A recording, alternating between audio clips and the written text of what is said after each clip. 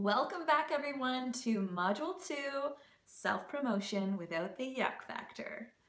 Okay, so I want to get real with you. As a creative, as an entrepreneur, as a business owner, it is one of those necessary things that we have to do. We have to sell ourselves. We have to sell what we're doing. We have to promote. And more times than not, when I talk to people about sales, the first reaction that I get is, ugh, I hate it. Oh, it feels gross. I feel like a self-indulgent person. I don't want to come off as cocky. It's scary to put myself out there. It's just downright gross. These are the reactions that people give when they think about self-promotion. And if that sounds like you, and if that's the feelings that come up for you when you think about sales, don't worry. Do not worry about it because that's normal. And you're not alone in those feelings. A lot of entrepreneurs feel the same way. And so I am here to help you reframe self-promotion and help to show you the way in which I encourage you to do self-promotion. So there are a lot of different ways that you can sell a brand, sell a company, a business, products, services. There are so many different approaches to this in the online space. But when it comes to especially creative entrepreneurship, there is a really big factor in selling, and that is selling the person behind the business. There are some businesses where this is not required. In fact, this is not encouraged. You know, with bigger corporations and bigger brands that I used to represent online, it didn't make sense to single out any one person. But with entrepreneurship, especially with creative entrepreneurship, as I said, the person behind the business is super important to highlight because it's going to help you connect emotionally with the people that you want to sell with. And that's also going to help them create an emotional connection to you, the creator, who makes the products or provides the service. And that's going to help them truly connect with you, identify with you, understand your motivations for creating what you create, which oftentimes are the exact things that help you sell your products and services. So you really kind of have to flip the script on how you're thinking about self-promotion here. And I really enjoy this process because it just feels so much better. But what you need to get over in order to do this is you have to get over that fear of putting yourself out there. I know this is not easy. I know that it feels like you're, about to go streaking naked or something. It's very vulnerable. And so I want you to just give it a try. You have to start somewhere. Everybody has.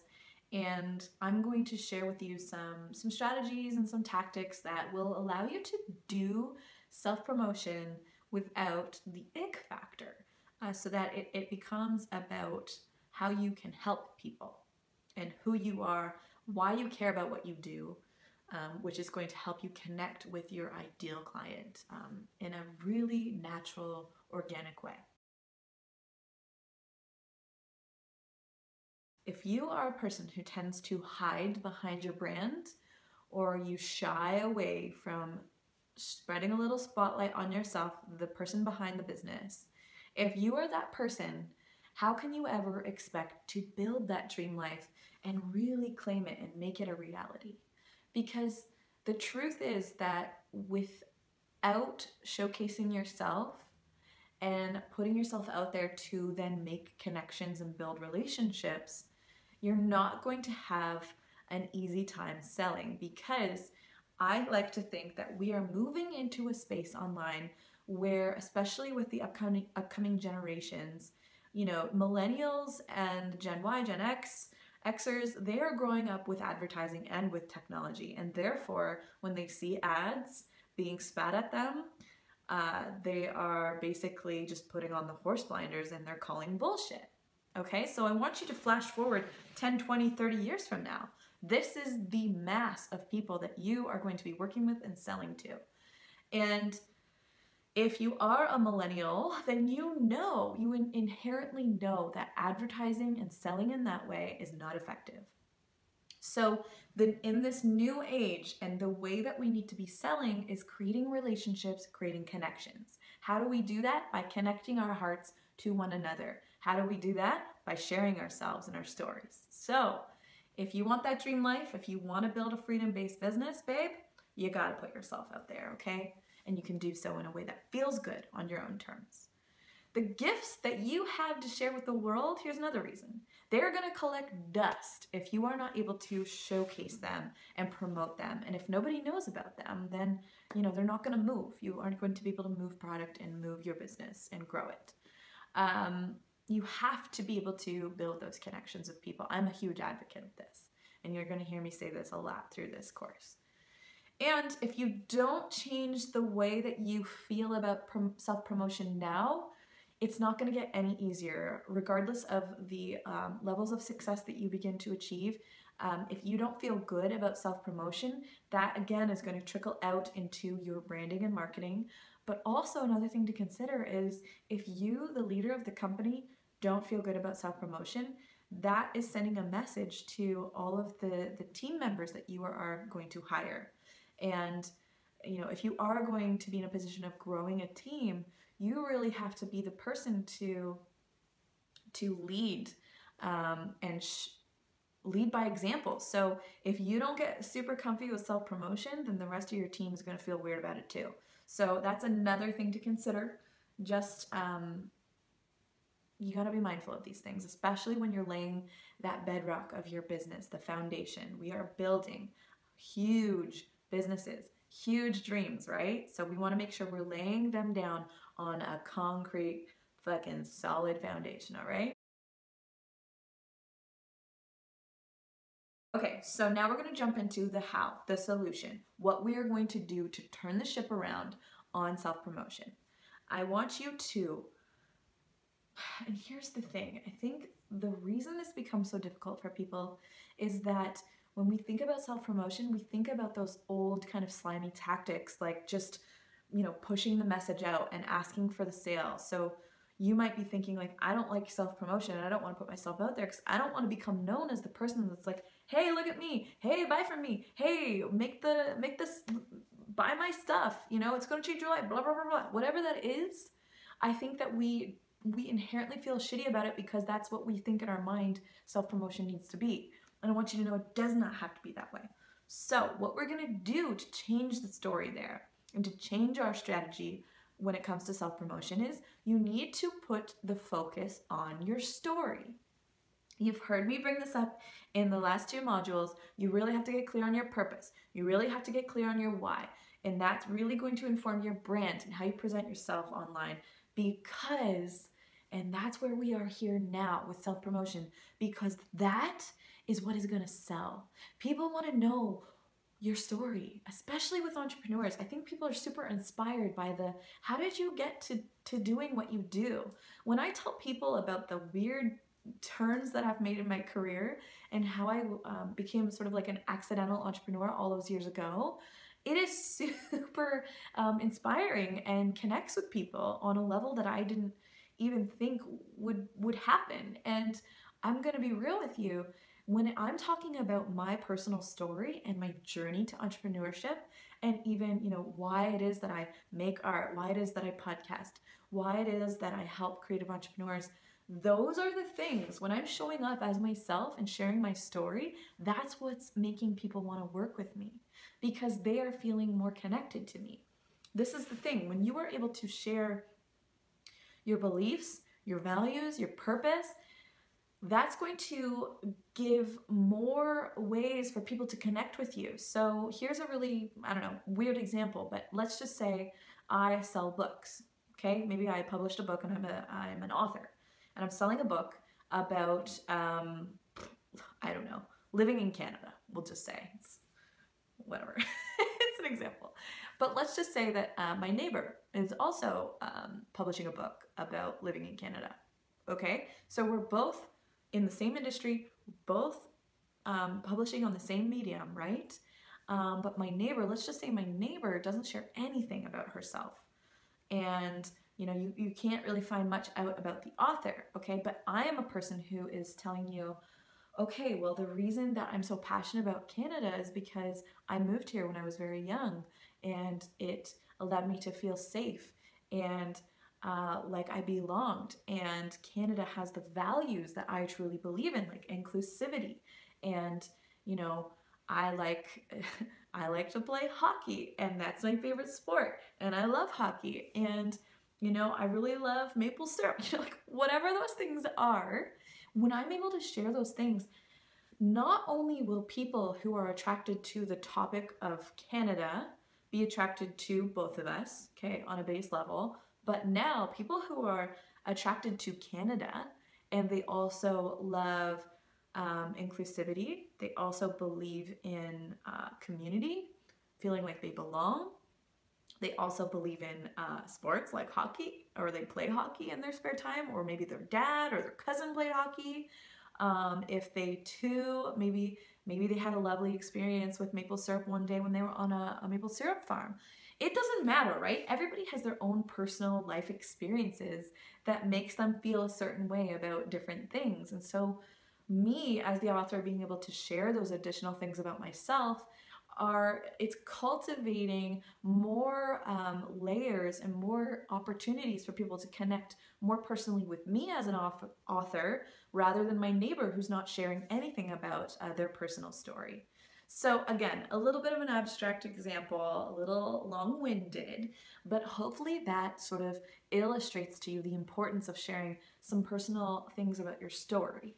Now, just to clarify, I'm not saying that you need to share everything and all your personal life online, okay? I actually, I am not a huge believer in that. I think you need to just get vulnerable enough to share the things within reason that you want to be sharing in a public way. If you have kids, if you have a private life, if you have family and, certain things that maybe you're going through that don't make sense to be sharing publicly, keep that private. Keep that to yourself because that is sacred and that is your own. You do not need to be sharing everything with everyone. But what are those things that are connected to your values and your purpose and what you do for a living? And how can you share that in your story and use that to build relationships and connect with people, to promote yourself?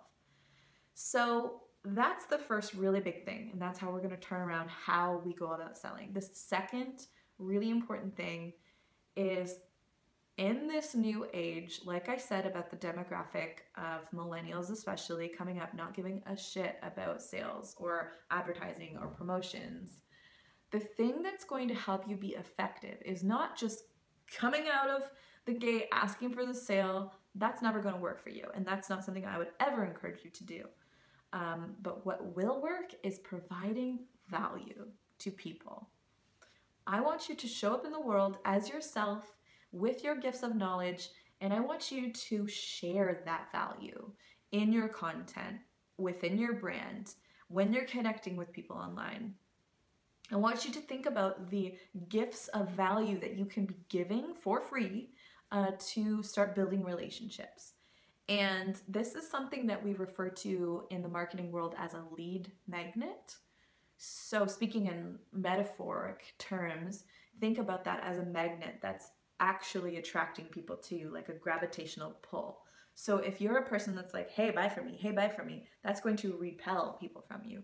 But if you're a person who is saying, hey, I've got this free ebook for you that's going to teach you how to, get your, your blog in order, or how to decorate your home in a way that makes you feel, more productive if you're working from home. It could be anything. I'm just trying to think of examples here.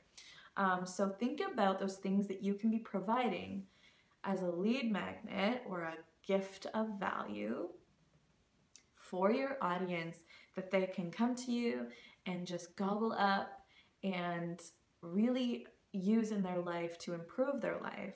And then what happens there, the psychology behind that, is that when you are a person who shows up as yourself and you provide value based on your expertise for free, you are then building trust and loyalty with potential clients. You are showing them that you know your shit to the point where you are willing to give away this stuff for free because you believe it's going to help your tribe.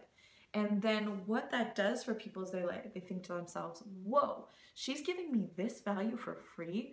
I wonder what all of her paid products and services are like. If she's giving this away for free, what is she giving away in her paid programming, right? And so this is, again, you have to build this perception of value that you have for people, and you need to showcase that in a way that makes sense. This is what we call strategy.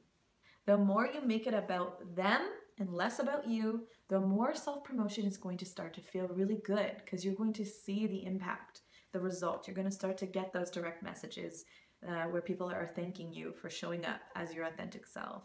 You're going to get comments from people saying, thank you so much for that free ebook. It actually helped me get my ass in gear to get my shit together on Instagram. These are real messages that I have recently received through my free ebook, How to Get Your Instagram on Track as a Creative. So you can check out my examples too if you just want a guide to see how I've set that up.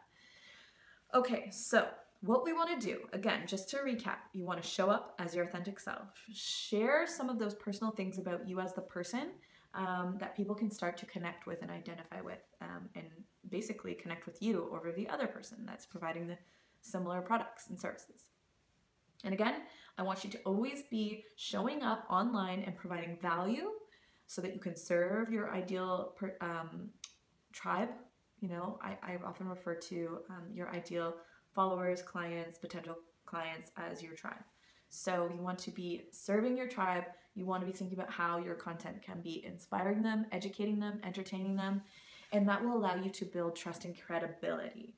Once you've gotten to the point where you've been doing that over and over again, you know, people, they typically need at least 3, I'd say to 7 touch points with you online like that, where they're getting positive reinforcements of who you are and how you can help them. They need 3 to 7 touch points before they consider buying from you, right? So if none of that is available to them beforehand, they're not getting those touch points with you.